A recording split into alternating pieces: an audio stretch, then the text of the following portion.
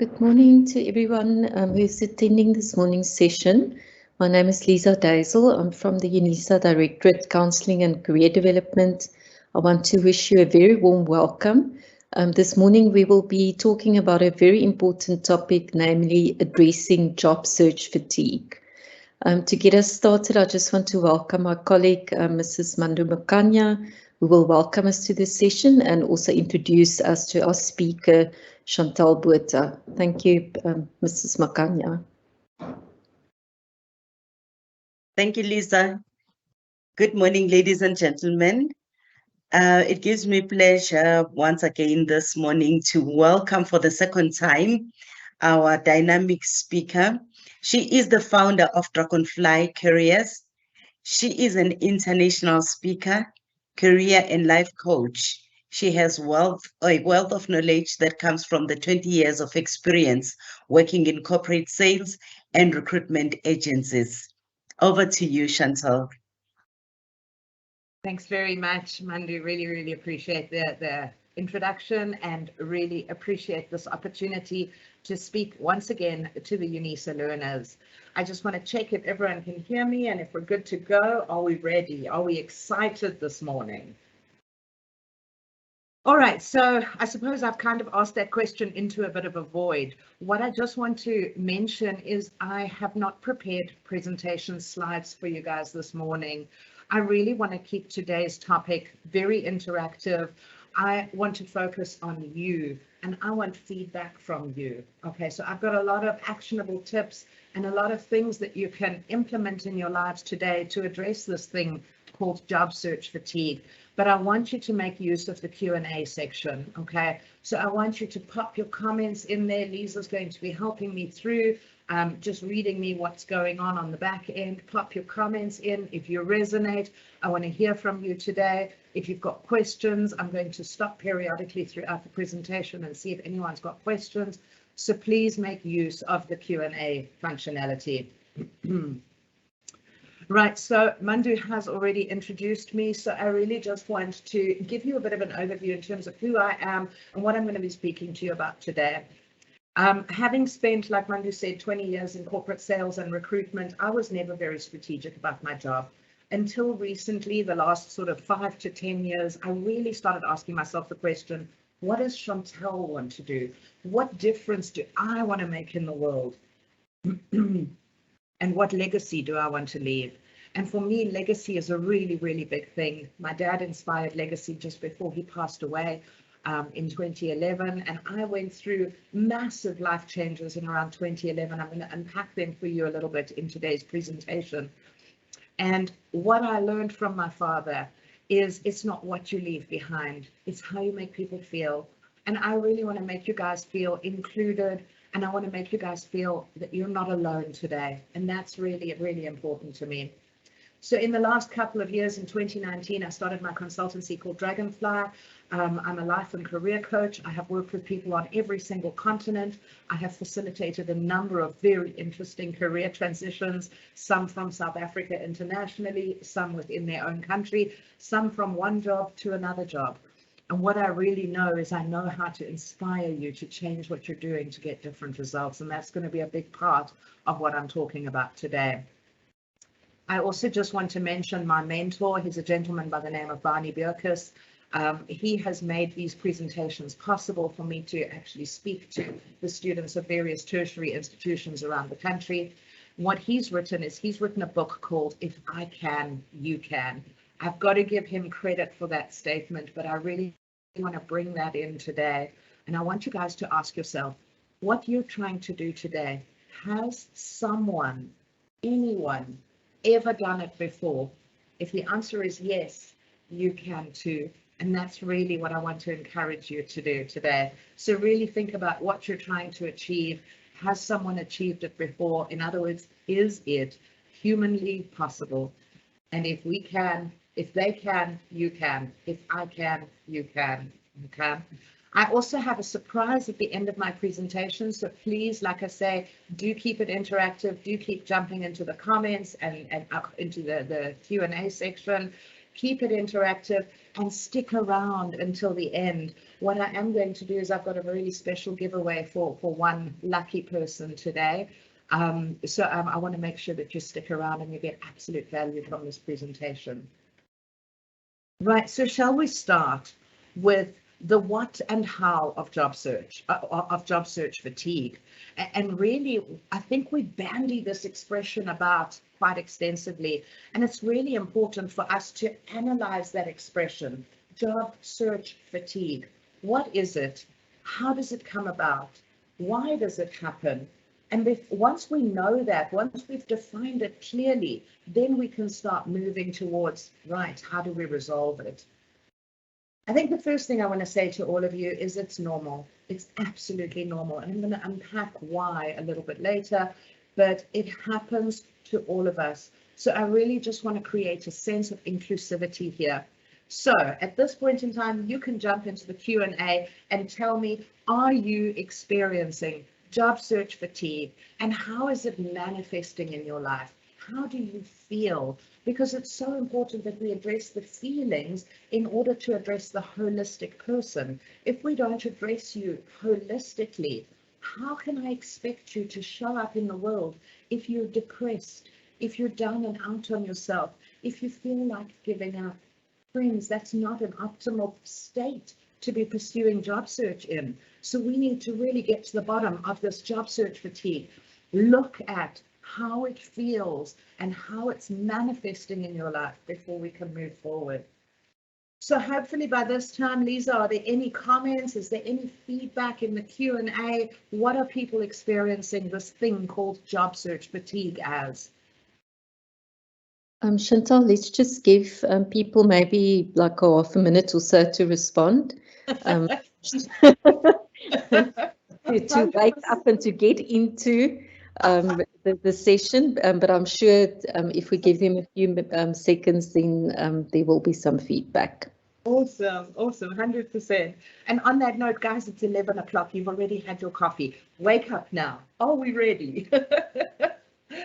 Right, so while we're waiting for some comments to come up in the Q&A, I want to explore what is job search fatigue. So in my opinion, and I think we all have our own definition of job search fatigue, but job search fatigue is quite simply a result of banging your head against a brick wall, or it certainly feels like it. You apply for a job, you get rejected. You apply for a job, you get rejected. And so the cycle perpetuates. Does it not feel like you're banging your head against a brick wall? Does it not feel like what you're doing is not producing any results? And as someone who in my coaching practice is really focused on results and outcomes, friends, I can only share with you that the lack of tangible results is in itself what is causing job search fatigue. It is that lack of results. It's that feeling that you are just a non-entity. You're not being seen. You're not being heard. You're not being acknowledged. And that in turn causes you to second guess who you are. It in turn causes you to second guess the value that you bring to the world. And it causes you to self-doubt, and it causes a shake in confidence. So you start thinking, I must be worthless. If this is what I'm experiencing, if this is the feedback I'm experiencing, nobody wants me, nobody wants to hire me, you feel worthless. That's a horrible place to be, friends. Now, Einstein once coined this expression. He said that the definition of insanity is doing the same thing again and again and again and expecting different results. Does that not sound like job search fatigue to you? Guys, you are applying again and again and again, and you keep doing these same things, but yet there's some little ray of hope inside you that expects today might be the day that I get different results. A big part of my presentation today is if we want different results, we have to change what we are doing, because we cannot expect different results if we keep doing the same thing. Friends, if you keep banging your head against the wall, you're not going to find a job. You're going to get a headache, and that will continue perpetuating. And I know I'm kind of minimizing or taking a little bit of humor here, but that's the bottom line. Right, so let's look at the negative side of job search fatigue. Before we can get onto how we deal with it, I want you guys to know that you are treading a fine line in terms of your mental health. And I don't want to be a doomsayer, and I don't want to be a prophet of gloom, but I want you guys to acknowledge that job search fatigue is effectively mental and physical exhaustion. And what that is that's defined as burnout. You guys have heard the expression burnout bandied about before. Now, friends, burnout is a dangerous place to be.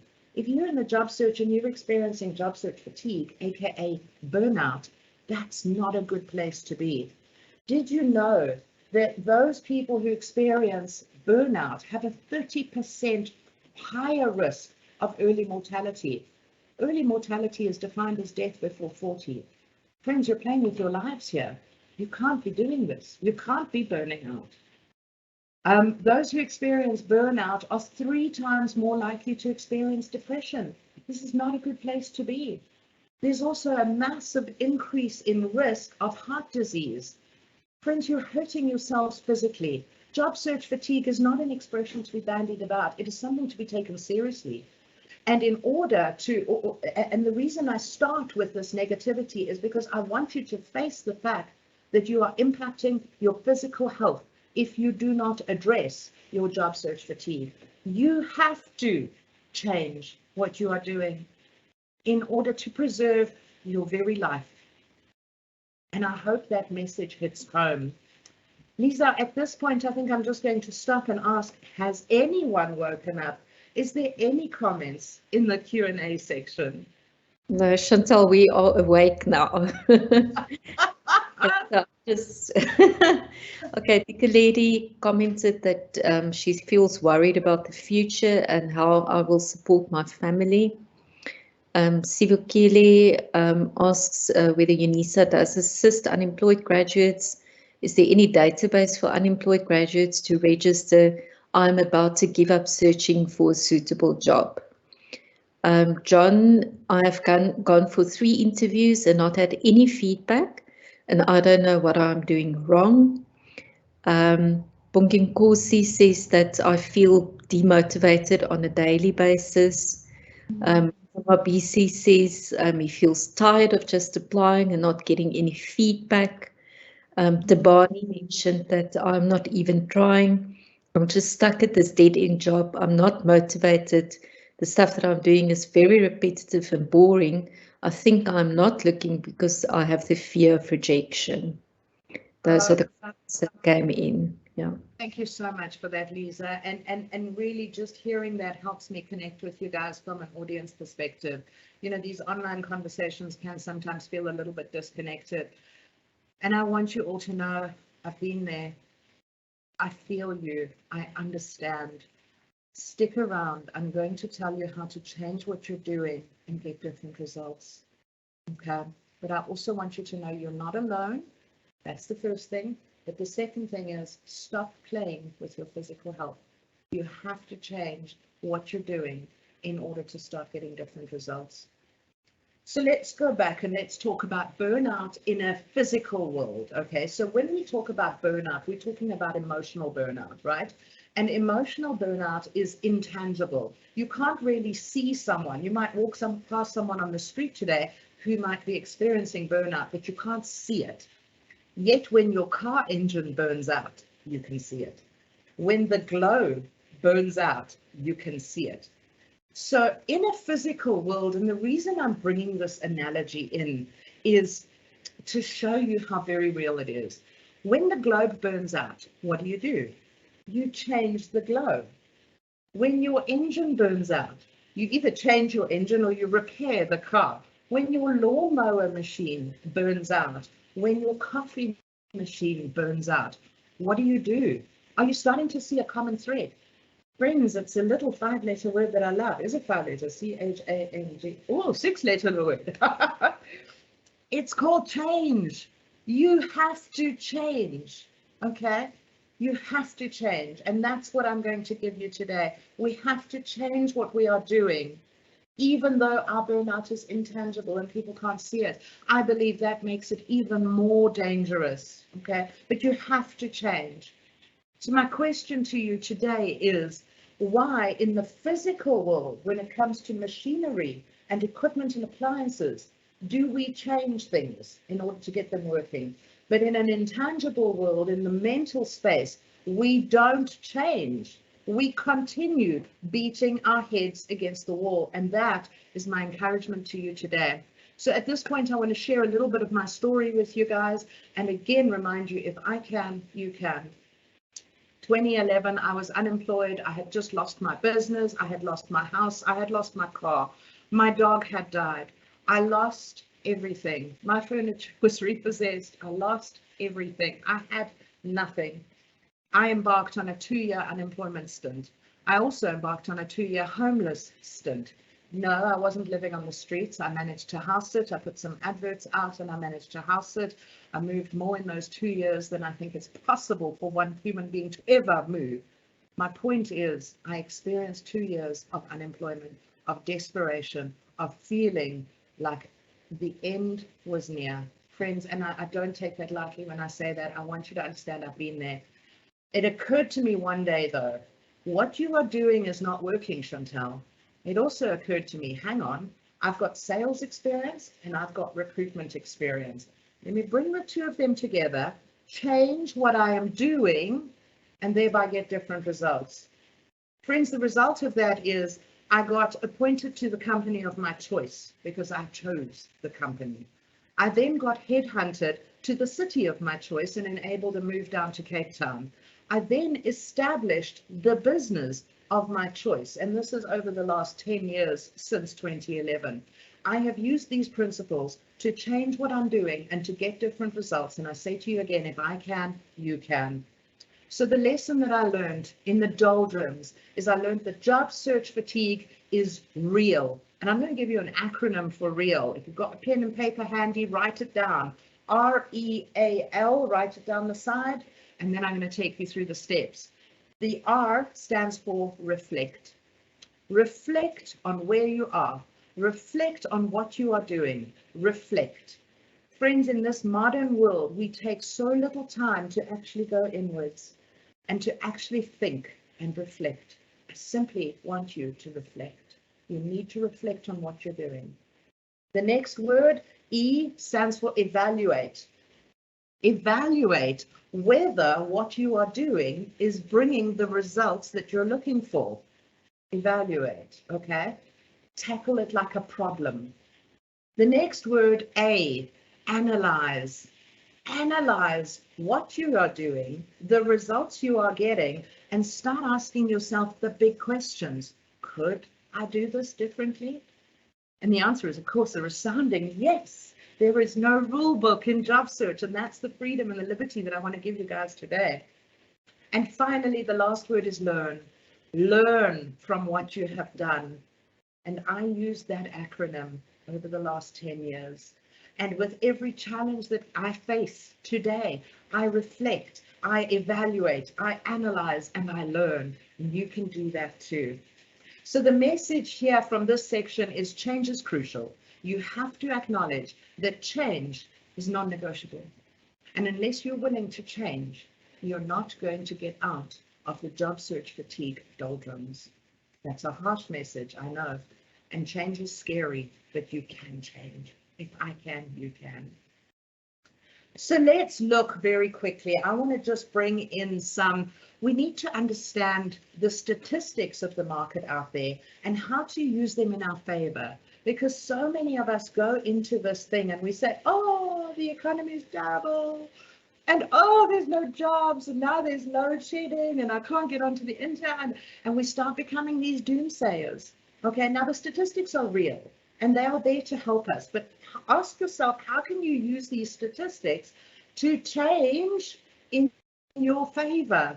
Okay, so let's look at the job search changes over the years. And I had a quick look this morning on the internet, and I thought I've been in recruitment for a while, and I have a feeling I know what the changes are, but it was so interesting for me to see them tabulated on the site that I found this morning.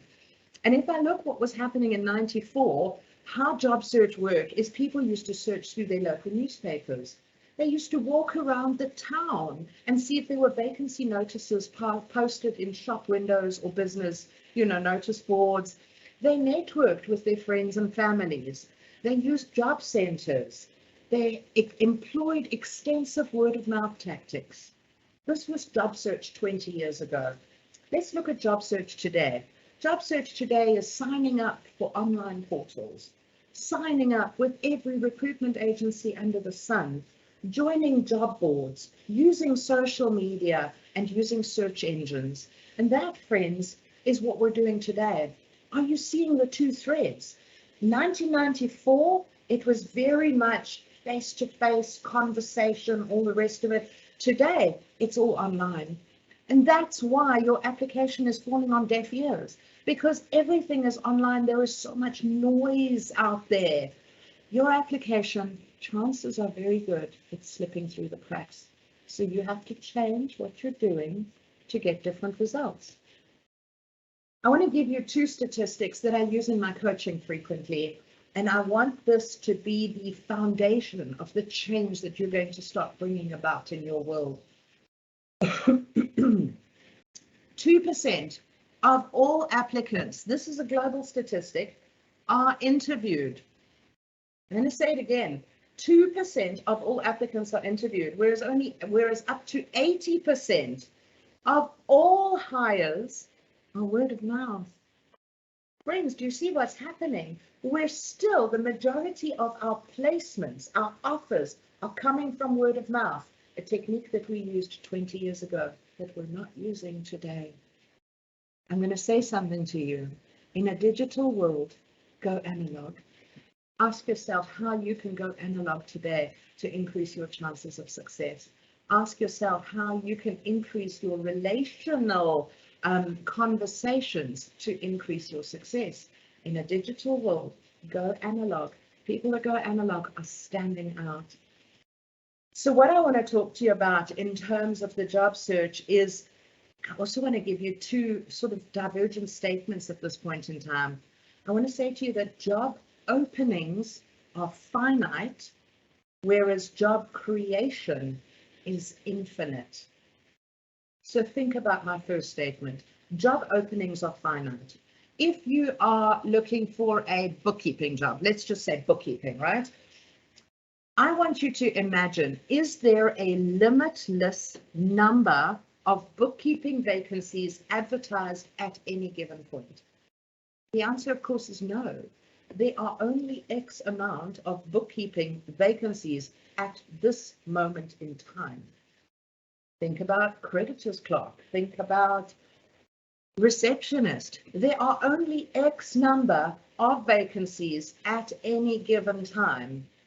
Yet what tends to happen in the job market is we're not getting success. So we start thinking we need to apply more.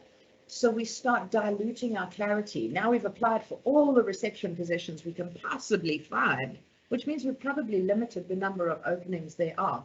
But we think we have to be doing something. We have to keep up this hamster wheel, job search fatigue. So what we start doing is we apply for positions that are not really our positions, not really suited to us, which increases the rejections. Friends, can you see this is a vicious cycle? If you keep applying for openings, you will keep perpetuating this job search fatigue cycle. And I know that what I'm telling you is absolutely terrifying, but I'm telling you that you need to play in the infinite side of things. And the infinite side of things is the hidden job market. When I say job creation is infinite, you have the world as your oyster. Everything is relational. So think about all the word of mouth positions. Go and talk to your friends and ask them, how did you get your job? Did you apply for your vacancy or did you get it through word of mouth? Go and start talking to people. Do a post on LinkedIn, do a poll on LinkedIn, and go and start doing your own research. Up to 80% of all positions or all hires are word of mouth. And that's what you need to start tackling. And I'm going to give you some actionable tips in terms of how you tackle those things in a few minutes. But what I want you to remember from this section, I've talked to you about statistics, what's happening, finite versus infinite. what I want you to remember is that the system has changed. That means you must change too. You cannot expect to find success in the new system by using the old approach. It's not going to work. Okay. So let's start getting into the meat of my presentation. I know you're sitting there and you're asking me, but how, Chantelle? What you say makes sense, but how? How do I do it? Now, I personally believe that success is 80% psychology and only 20% strategy. So I'm going to give you strategy, but as always, as with my coaching programs, I'm going to give you a lot of mindset. If you don't start with a solid mindset, you are going to fail. You are going to continue to fail. If you keep saying, I'm not going to win, you're not going to win. And this is what I mean by mindset. And this comes into that first part of my anagram, real, reflect. Friends, you have to think. When I talk about investing in your mindset, what I'm saying is you have to think. And I love this expression. I'm going to share this with you. If you don't go within, you go without. You have to go within. Okay, the answers are here. And this is not an esoteric presentation. The answers are truly here. But you have to go within. Our society is clouded with noise. There's digital noise. There's all sorts of noise happening. You have to go within, or you will go without. So the first thing I want you to think about is define your job according to where you are. Now, because Eunice's audience is, or Eunice's students are so very diverse, some of you might be first-time graduates entering the world of work for the first time. Some of you might be seasoned professionals who's just completed an additional degree or qualification or is completing an additional qualification.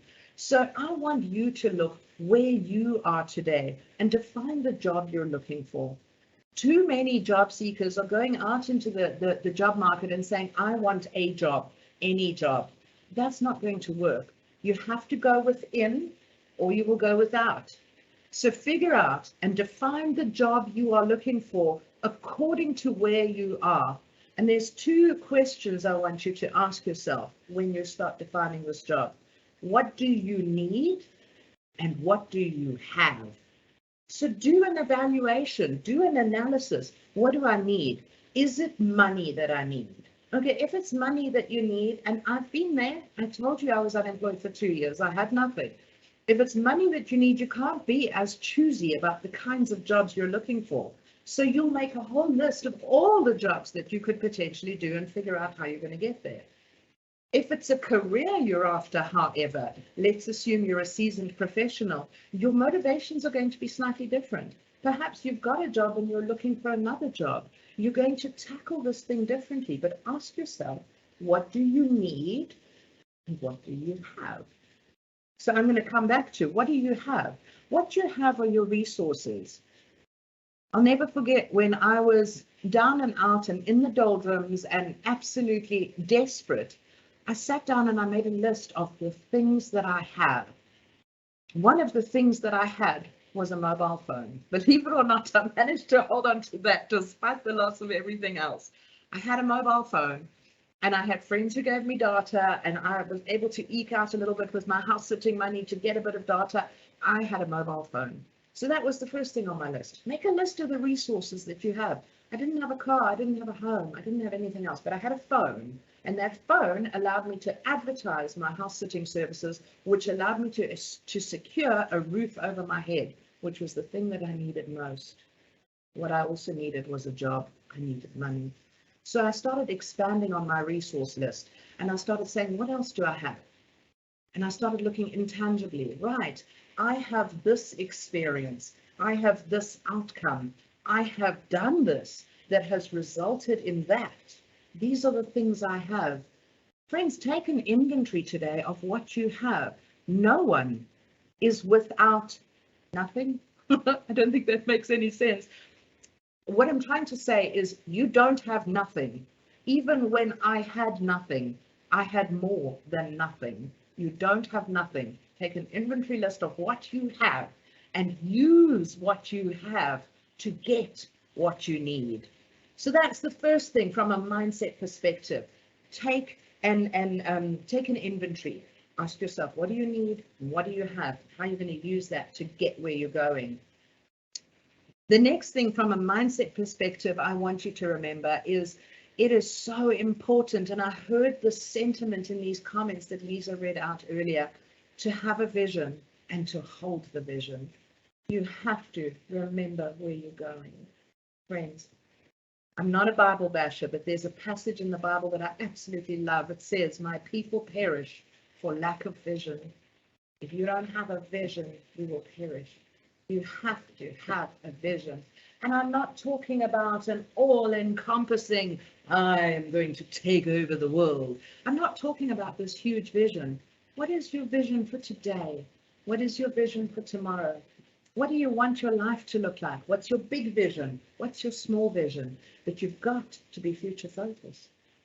So at this point in time, I want to do a very quick visualization exercise for you.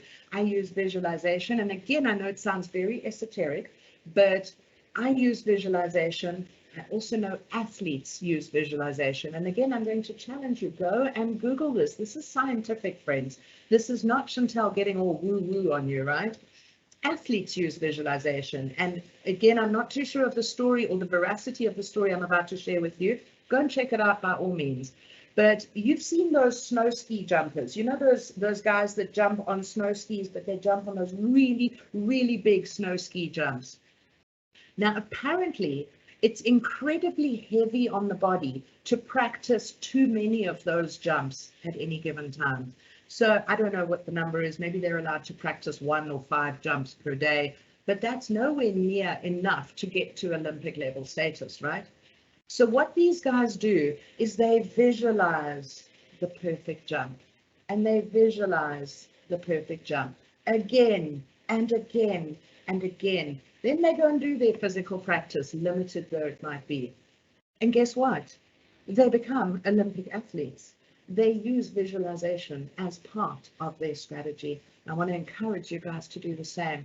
Hold the vision, have a vision, see it, play it out. Really, really dive into this technique. Another thing in terms of the science of visualization is doctors have actually, or scientists, doctors, whatever it is, the medical fraternity has tested visualization, and they've attached, you know, when they attach electrodes to your skin, and they've compared visualization versus physical activity, and this is in like track runners and that sort of thing. And again, please go and check this out. If you don't believe me, go and Google it. It's all there for you guys. So when they attach electrodes to runners, right, the runner that is visualizing running, his muscles fire in exactly the same sequence at exactly the same time as the runner who is actually running.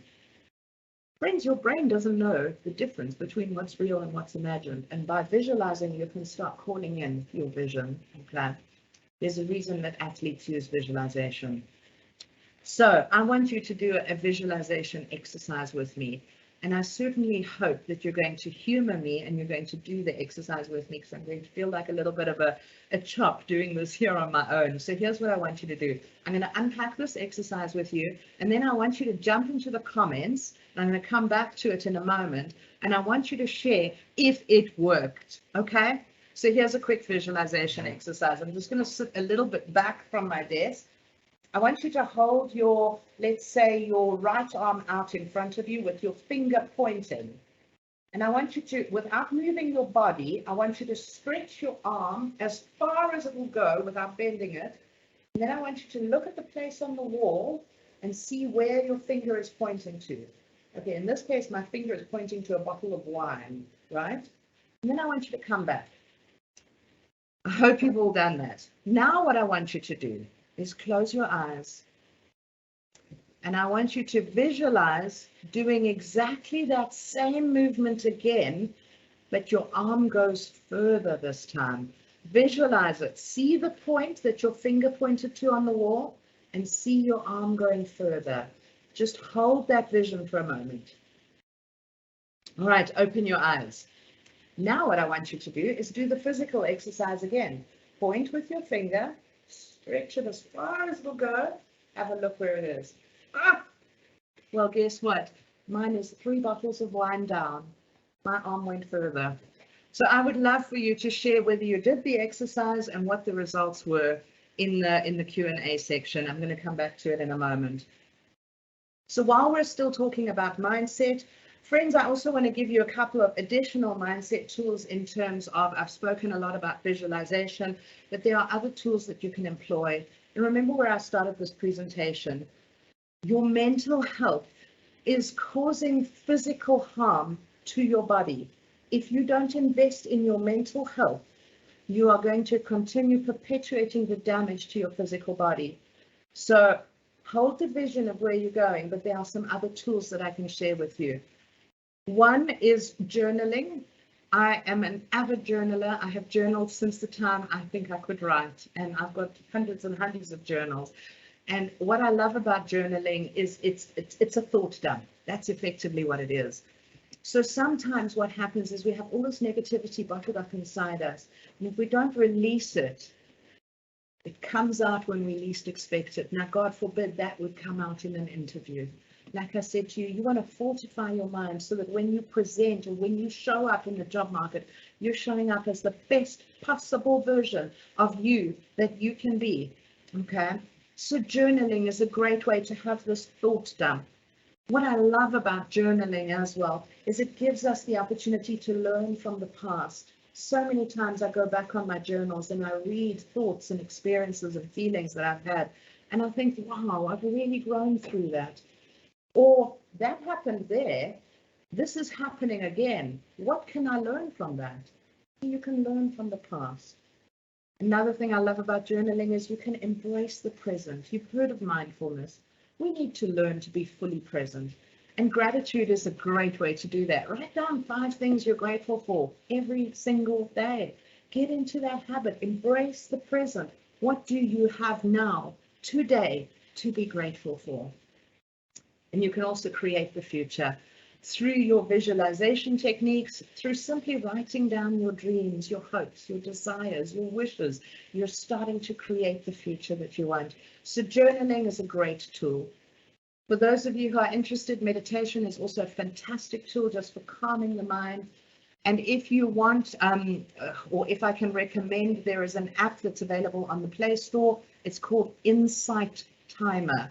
Insight, I-N-S-I-G-H-T, Timer, T-I-M-E-R, Insight Timer. It is a fantastic app, 100% free. I do think you just need a little bit of data, but it's 100% free. There's loads of guided meditations, there's talks, there's all sorts of things.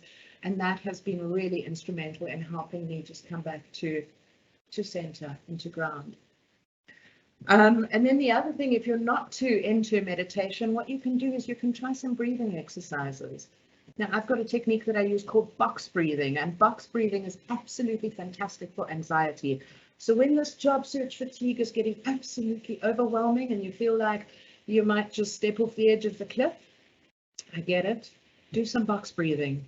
So what box breathing is it's effectively 4 steps to the count of 4. So you breathe into the count of 4, hold to the count of 4, out to the count of 4, hold to the count of 4.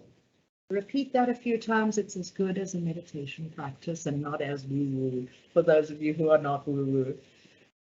One of my favorite tools is also an acknowledgement list, and I've created a whole word cloud on a piece of paper that I've laminated, and I stick it up where I brush my teeth, so I see it at least twice a day, right?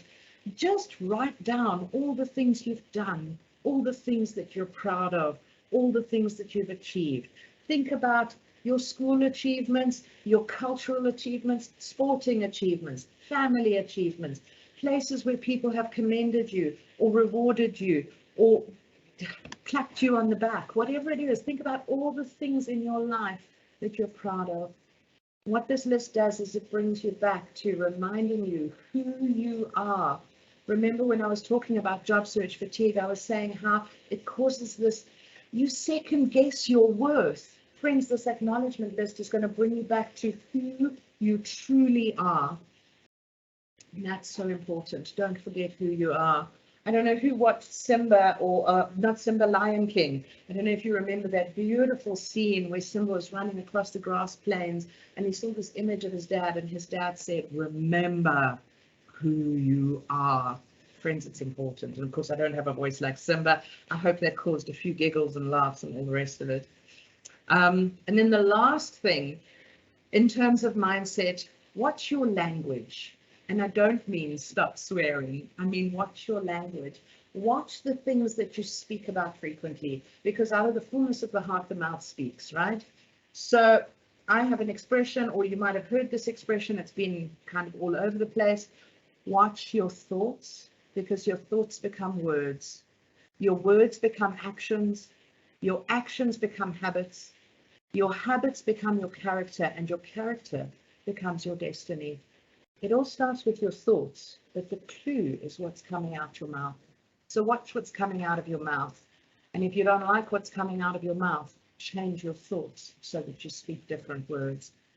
So that's really the mindset section. And I really, really want to encourage you, if you're experiencing job search fatigue today, change your mindset. It is pivotal in achieving a degree of freedom. It's maybe not going to change your situation. It might though, it might. I have had instances of clients that have simply changed their mindset and got results in the job market. But I'm not selling it as a quick fix. I'm selling it as a support yourself. Remember who you are and support yourself. Self-care is so important in this process. So at this point in time, I'm going to stop quickly and I'm going to ask Lisa, I'm very curious, did anyone do the visualization exercise with me?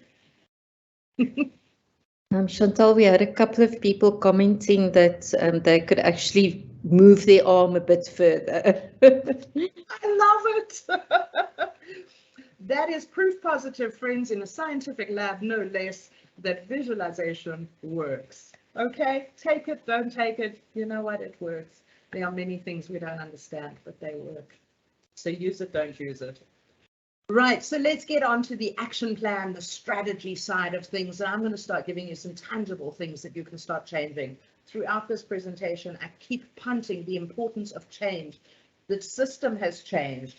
You have to change as a response to the system that has changed. You have to change your mindset. Now what you have to do is you have to start changing your planning. You might have heard another expression. I love using this one. If you fail to plan, you're planning to fail. So let's change your planning, right? So what I want to do is I want to share with you a goal setting matrix that I use in my coaching practice, and you can use this too, okay? So when you're setting a goal, it's really important to put it on paper. It doesn't help that it's here in your head. The fact is, again, I've told you, you've got to start thinking, you've got to reduce your thoughts to paper in order to make them real. They also say that a goal written down is just a dream. When you write it down, you start committing to planning, and that's the power of writing it down. So I want you to think quickly. Where are you now? Where are you going? And what do you need to get there? This is a plan, friends. This is the essence of a plan. And job search is no different. You have to create a plan. Where are you now? Where are you going? And how do we get there? Same thing when you go on holidays. The same thing when you go to the shops. Where are you going? Where are you now? And how are you going to get there? So let me unpack what I use the GROW goal setting matrix when I'm working with my clients, and I can give it to you. It's an acronym, and I'm going to give it to you again, just so that you can start looking at your planning, right? So what you want to do is take a landscape A4 sheet of paper and divide it into 4 columns. So you've got GROW across the top. You can see that's the GROW model. And then you've got your columns down below. And I really want you to mind map this and get into this. Use this for your job search. So the first column, G, stands for goal. What is the goal? You might have heard of SMART goal setting techniques. So under that first column, you might want to write the acronym SMART. Is it specific? Is it measurable? Is it achievable? Is it realistic? And does it have a timeline? That is how you define a goal. You might want to go further than that. Define the goal, though. That's really important in the first column. Define the goal. What is the goal? What does it look like? How will I know when I've got it? Where am I going? What do I want? What do I want it to be? Where do I want it to be? How do I want it to be? Define the goal. This is part of your planning process. And if you don't plan, you're planning to fail. And I know it sounds absolutely bizarre to some people to plan a job search, but believe me, those who invest in planning see results. So define your goal. That's your first column. Your next column, like I said, it's the GROW model, G-R-O-W. So your next column is R, and R stands for reality. What is your current reality? Where are you now? Remember these questions that I've asked you throughout this presentation. Where are you now? What do you have? What are your resources? What is at your disposal? What do you need? What is your reality? Define it. Ask yourself as many questions as you possibly can think of in order to define your current reality. Because friends, if we don't know where we are now, we don't know how to get where we are going. And it's really important to define your current reality. The next column, G-R-O-W, is O, and O stands for obstacles. And this is where you want to get really intentional or conscious about what are the obstacles that are in your way. What are the challenges that you're going to face as you unpack this goal? Get real with it. You are going to face rejection. It's an obstacle. How are you going to deal with it? You are probably going to face, depending on where you are probably going to face a lack of funds. Get real, deal with it, make a plan to deal with it. You are probably going to face job search fatigue, mental breakdown, burnout. Get real. What are you going to do with it? Acknowledge it. What is your plan to address that obstacle and get you to the end of the line, as opposed to keeping you mired here forever? And then the last column, W, what is the way forward? Okay. So to give you your 4 columns again, grow, G, define the goal. R, define your reality. O, define the obstacles. And W, define the way forward. What is your plan? Okay, so what are you going to do to get there? And I'm going to unpack the plan as I talk about the holistic job search strategy. But the bottom line, friends, is if you want to see a change in your job search fatigue, you have to change your planning. Your planning is erroneous, and that's why you're not succeeding right now. Change your planning. Adopt the GROW model. Go and mind map your job search goals. Right, so now we come to change what you're doing, which is a holistic job search strategy. For those of you who've seen me present before, you know I talk about a holistic job search strategy. And I really believe that if we change what we're doing, we can get different results. I know I sound like a stuck record, right?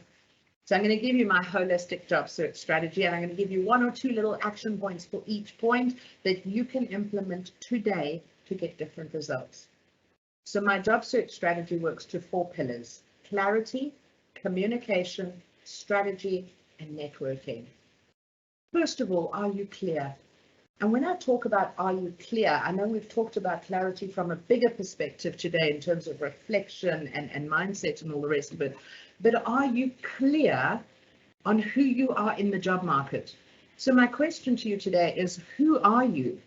What is your value add, and where are you going? Because that's the message that you're going to communicate, pillar number 2, to the bigger job market. Okay, so I'm going to give you an example shortly of an elevator pitch, but I just want to kind of give you the pillars so you've got a good understanding of where we're going with this. So define your clarity. It is so important. I've talked about outcomes and results before. To move away from a CV or a message that says, I did, and move into the territory of I did, that resulted in. I did, that resulted in. Okay. I increased sales that resulted in my promotion. I built relationships that resulted in increased business. I changed the filing system that resulted in saved time and thus saved money. Do you see the difference? That's your value add, and you've all got it. You've all got it. There is not one person on this earth that doesn't have a value add. What did you do that made a difference? That is your clarity. Now you've got to take that clarity and you've got to communicate it to the world out there. Create a CV that communicates your value. Create a message on LinkedIn that communicates your value. Friends, stop posting this nonsense on LinkedIn that says, hello, I'm in the job market. I'm looking for a new job. Would you please like and share in order to expand reach? What message are you communicating with that? What you're basically saying is, I want a job, any job. I don't care what job it is. I actually don't even know myself. I don't know who I am. I don't know what my value add is. But if you're willing to hire me, I would love for you to pay me to do I don't know what. Get clear with your communication. Communicate who you are. Communicate what your value add is. I am a receptionist who specializes in saving time. Since I changed the filing system, which resulted in 3 days of saved manpower hours, this probably translates to a 25% reduction in the company's costs. That's who I am. I'm looking for a reception or customer service position. Would you mind sharing with your network? That's how you communicate in the job market. Okay. Strategy. I've spoken to you again about a broader strategy in terms of your mindset and your job search goals, but let's bring your strategy right down to job search. There are 2 strategies you need to learn. You need to learn an advertised job market strategy. You need to learn a hidden job market strategy. When it comes to, and I've spoken to you about this before, but when it comes to the advertised positions, it is not enough to click the apply button. In a digital world, go analog. Click the apply button by all means. But what are you doing after that? To go analog, to get yourself in front of the person that's advertising, to communicate your message, your differentiator, your value add. What are you doing? What is your strategy to get past the systems that are keeping you hidden from the world at this point in time? What is your strategy for the advertised job market? On the hidden job market side, what is your strategy for making sure that you can start accessing those up to 80% of all hires that are word of mouth? Who are you talking to? How are you talking to them? What contacts are you cultivating? Which brings us to networking. How are you networking to meet the right people to communicate the message of your value add to show up in a different way? Whose hands are you shaking? Whose backs are you rubbing? How are you networking? You've got to start thinking about doing this differently. And that, in a nutshell, is the the holistic job market strategy. My challenge to you is to change what you are doing. Think outside the box. And I said it to you at the beginning of this presentation. There is no rule book for recruitment. What can you do differently that's going to bring different results? So what I've done is that kind of brings me to the end of my presentation, but I've just put down a couple of tips on a piece of paper that I just want to share with you before I start closing. I've alluded to them throughout the presentation, but I'm going to just show you how impactful they can be and just make a note of these tips. So tip number 1, understand the difference between the advertised job market and the hidden job market. Remember I said to you, openings are finite. Creation is infinite. You can create a job with a client by showing them your value add. I've had clients who've done it, okay? So I've had a client who wanted to work for a company, who pitched that company with a solution to that company's problem and quantified it with their value add. And they had a job created for them. It was not a vacancy. This has not happened once. It just takes a little bit of creative thinking. Okay, so understand the differences between the two and spend as much of your time in the infinite section, which is the hidden job market. Also understand the difference between the advertised and the hidden job market. The advertised job market, when you're applying for vacancies, is CV driven. So if you're spending your time here, evaluate your CV and ask yourself, is my CV communicating my value add? Or is it a list of I did statements? Okay, so this side is very CV driven because you can't apply for a job without a CV. But then it's also more than that. Like I said to you about strategy, what are you doing to get that CV noticed, right? Understand that the hidden job market is relationship driven. And I know what you're going to say, but I don't have a network, Chantelle. So build one intentionally. Who do you want to work for? Go and find those contacts, connect with them, show them your value, build a relationship with them, and in so doing, you might even have a job created for you. It's all about how you communicate your value add. It's all about understanding how to be different, change what you're doing. Craft a compelling message. I think has to be my number one biggest tip in job search. Craft a compelling message. Move away from, hello, I'm in the job market, could you like and share? Stop doing that. Craft a compelling message. So I'm going to give you 2 elevator pitches. Yes, they're both mine, but I want you to ask, if you were hiring today, which one would you hire? Hello, my name is Chantelle. I've got 20 years sales and recruitment experience, and I'm currently a coach. I'm looking for a job. Would you hire that person? You have a fair idea what I do and what I can do, but do I stand out? As opposed to, hi, my name is Chantelle. Having spent 20 years in corporate sales and recruitment, and I got known for someone, or I developed a reputation as someone who was able to deliver results through non-traditional means. So what I did is I took all of that experience, I created this coaching consultancy, and I now teach people how to find jobs through non-traditional means.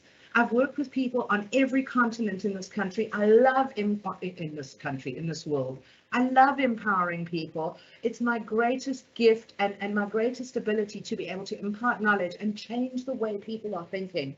I'm looking for a role in a coaching or training company. Who would you hire? And at this point, you know what I'm going to say? Bounce into the comments or into the Q&A. I want to hear, would you hire my first elevator pitch or would you hire my second elevator pitch? Friends, craft a compelling message.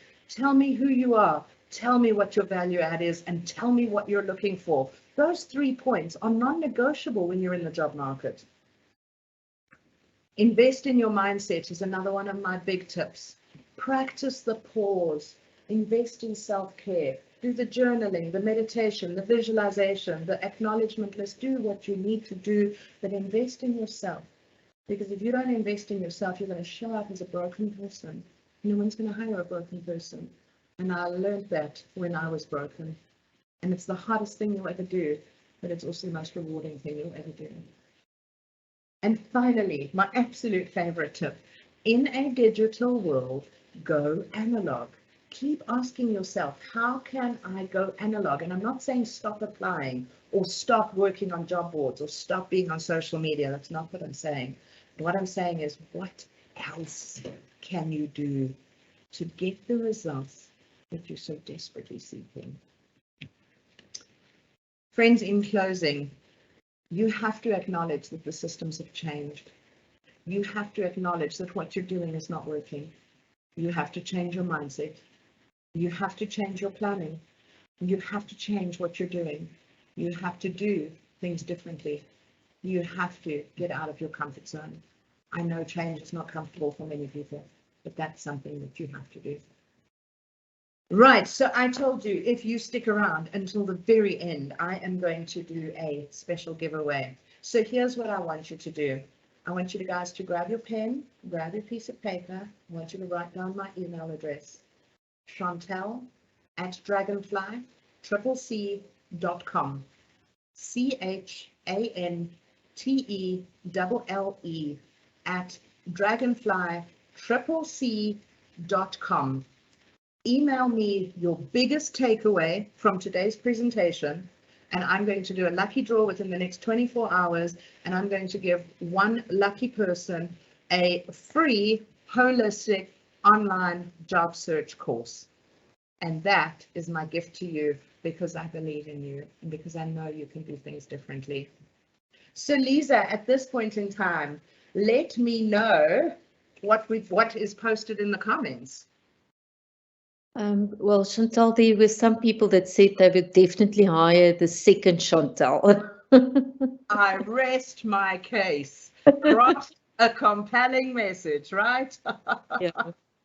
I just want to acknowledge, maybe just circling back to where we started. There were 3 other people who commented on, what is challenging for them in terms of job search fatigue and where they are at the moment. So Coralinda mentioned that she's 33 years old and just graduated with BCom Business Management. I live in a rural part of the Western Cape, and so just basic opportunities are few. I have been searching for jobs and opportunities, and the few I have been able to apply for have been rejected. I feel that my CV does not reflect my potential. On paper, I feel weak, but I never get beyond that stage. Most of my experiences in different fields, and after school I spent most of my time helping my family. They no longer need me, but now I feel that I'm older with no savings. I feel that I have no opportunities to enter my field, and I feel discouraged. I'm tired of being riled up with hope to look for opportunities and then just being rejected over and over again. So that's from Coralinda. Then Tabani said that he feels the same. I've been postponing to apply for a master's because of fear of rejection, and the job that I'm currently doing feel there's no growth. The worst part is that I need the new job, but I don't even know where to begin. I am a stuck graduate.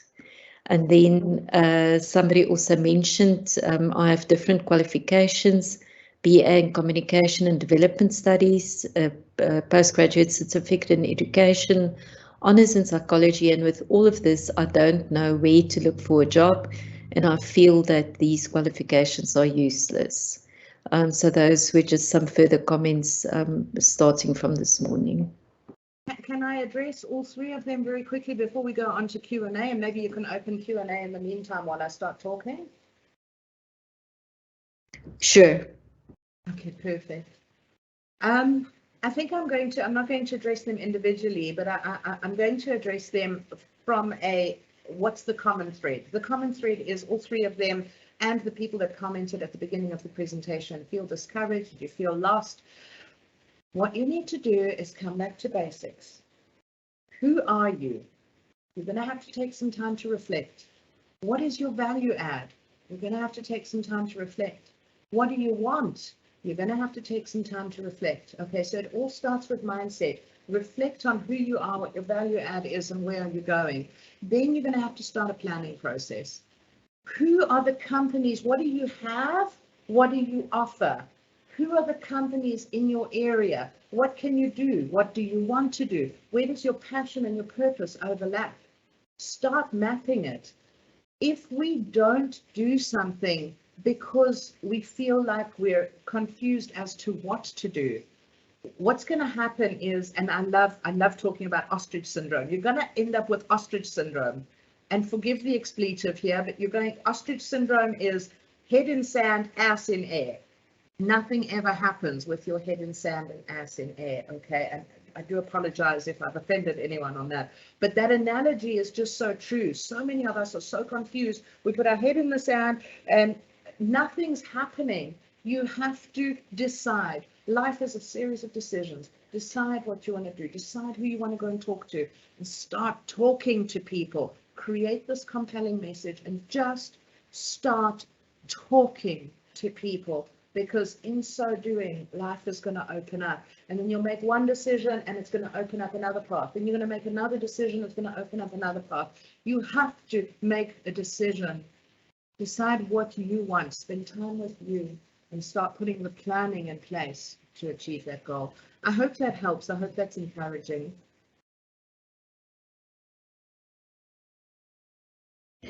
Thank you, Chantelle. For now, what we've got, sorry, I just want to publish another comment that came in. Somebody said, thank you so much. I just realized my weaknesses. So it's given them food for thought. Right. Then Yvonne said that she will need to go and really think about what you shared to make sense of how she could change her approach to be more effective. Well done, Yvonne, you're thinking.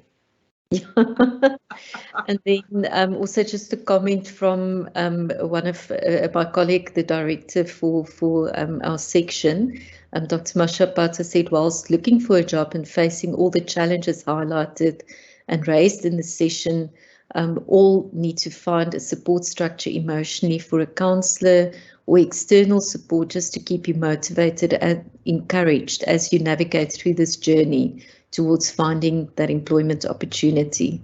So again, just highlighting what you talked about, finding the support that you need from others. Absolutely. And if I can kind of add to that, I haven't talked very much about finding that external support. And I think Dr. Mashapata raises a very, very valid point. We do need the external support. It's absolutely important. And I know the place, UNISA offers the directorate where students can go and get the support that they need. There are also church groups. There's all sorts of groups. There's nonprofits. There's all sorts of groups that we can get the support that we need. My cautionary on that side is not to rely on that to the exclusion of the work that you do on yourself. So we've always got to be balancing. When I was unemployed, I had my church supporting me. I had a few friends, not so much supporting financially, but I had that emotional support that I needed. And I just had that support structure in place. But I was so aware that if I wanted to change my outcome, I had to change me. And that was on me. So it's definitely a dual approach there. So, yeah. Okay, thank you, Chantelle. For now, there are no comments or questions further. Let me just quickly scroll through them. Maybe while we just give people a minute or two to ask their final questions, I just want to mention that in the Q&A, I did post your email address and what people need to do if they would want to be considered for the giveaway. And then as you were talking, I was also just posting summaries, for example, of your grow goal setting matrix and the 4 pillars that you spoke about. So if those who would want to go and revise that, you're welcome to go and look at the comments again or the Q&As. And then we will also be publishing a recording of this session on our YouTube channel. And I'll also post the link to that for those who would want to go and review what you mentioned. Oh, amazing. Thanks so much for that support, Lisa. Really appreciate it. Okay, and then we've got Muhammad now commented that the session has shifted the way I think about job searching. Thank you. Do you have any specific tips and strategies for creating a personal brand? So looking at the steps you can take to really focus on communicating or making that clear communication as you talked about. Absolutely. Absolutely. Okay, so Mohammed, the first thing I'm going to say, and to the rest of the audience, the first thing I'm going to say is it starts in here. And it starts with making a decision. And I know you're probably sick to death of me sounding like a stuck record. And I keep saying to you, go within, because if you don't go within, you will go without. Same thing comes to a brand. Decide who you are. You are not a static person. You are not your past. Who you are today is not who you were yesterday. Who you are today is not who you will be in the future. As we stand, and I want to say that to you to give you the freedom, decide who you are. Write down the adjectives, and if you're struggling with this, go to your loved ones, go to the people that know you really well and say, who am I? Describe me to me. How do you see me? Because they're generally more honest and you're more critical. We are very hard on ourselves. So decide who you are. And if you hear feedback that you don't like, you can change it. You can change it. If people say to you, well, you're pretty judgmental, change it. Make a decision to change it. So decide who you are. Devise a whole word cloud that describes who you are. Next step, decide what you stand for. What do you stand for? I stand for helping people to change. My tagline is liberate your self-actualization journey. And I know that's a big mouthful, but what that really means is it means I help people find their potential. And I also give people the freedom to understand that potential is not this big holy grail. Your potential today might be different from your potential tomorrow. But decide what you stand for. It's taken me a long time to learn what I'm passionate about. But I've only learned that through a process of journaling year on year on year on year. And I've only learned that by going within. We cannot be afraid to spend time with ourselves. People, think about the downtime that you have during the day. What do? You pick up this thing, am I right? And this is a crutch. Put it down, look at the trees and reflect. Get to know yourself. So decide who you are. Decide what you stand for. Decide what you love doing. Decide what this message, look where the commonality is. If you've ever heard of Ikigai, go and Google Ikigai, because Ikigai is putting all those concentric circles, what you love, what you're good at, what you're passionate about, and it's bringing them all together and it's finding that sweet spot. But in order to do that, you've got to ask the questions, you've got to go within, okay? So see what comes out of that sweet spot and then decide, what is this message? Again, for me, my message is empowerment. I'm all about empowerment and encouraging people to change.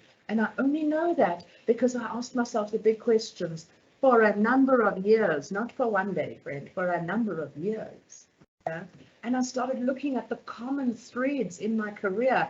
I started looking at the jobs that I enjoyed, the jobs that I hated. Why did I hate that? Why did I love that? Why did I do well there, but I didn't enjoy it? So ask yourself these big questions, and a picture is going to start forming. And once you've got that picture, that's your brand.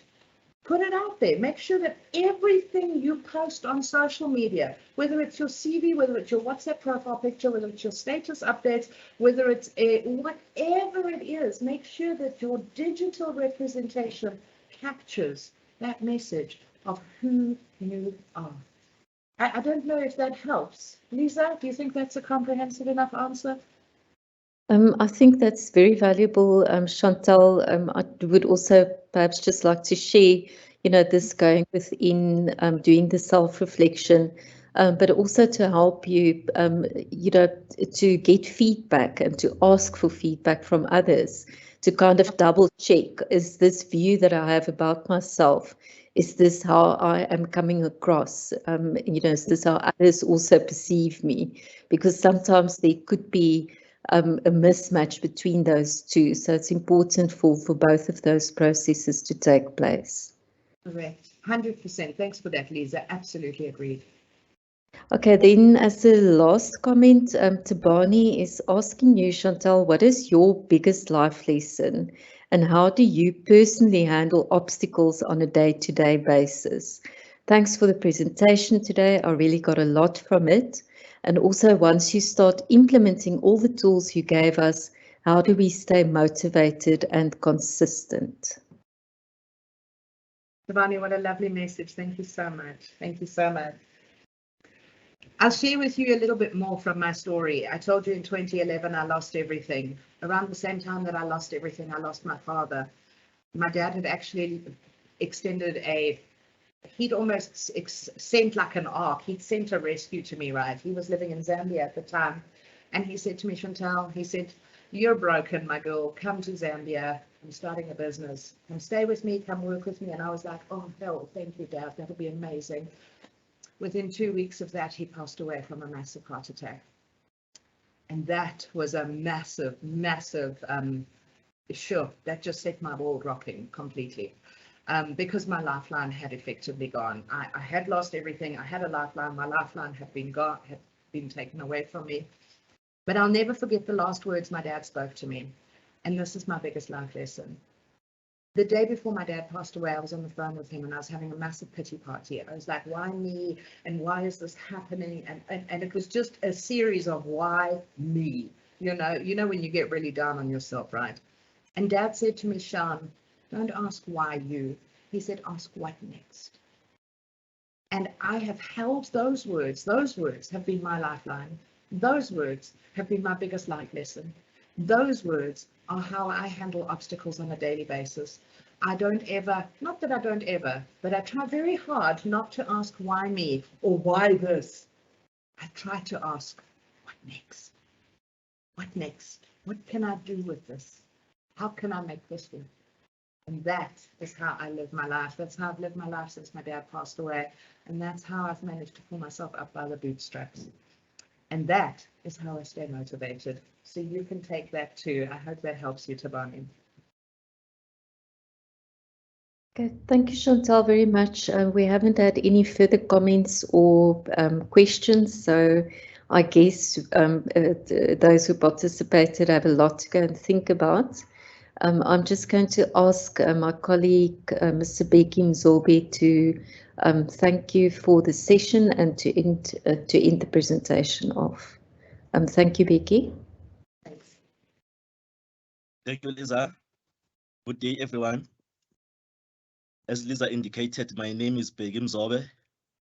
I take this opportunity on behalf of my colleagues and staff members at the Directorate of Counseling and Career Development to express our really heartfelt vote of thanks to our guest speaker today, Chantelle, for gracing our program and sharing with us her insight and to enlighten us on how to deal with challenges relating to job search fatigue, and also to sharing with us the ways of encouragement. I think the presentation was interactive in nature, informative.